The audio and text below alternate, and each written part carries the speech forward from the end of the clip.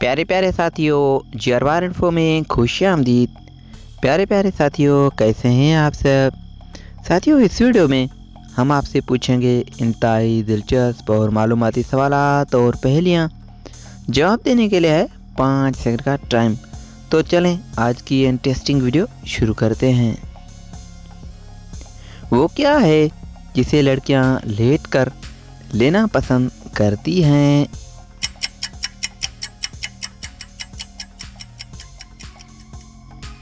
जवाब, नींद का मज़ा।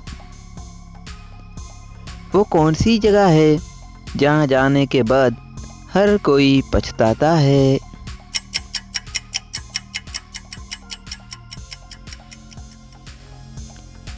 जवाब, कब्रिस्तान।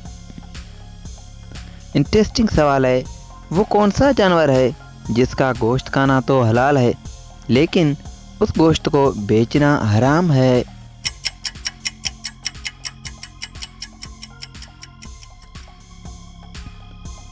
जवाब, कुर्बानी का जानवर।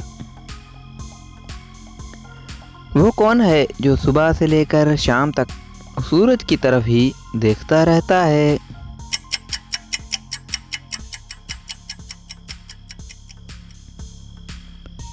जवाब, सूरजमुखी का फूल।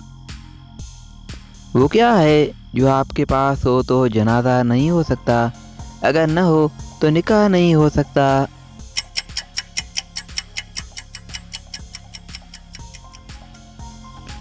जवाब, रूह।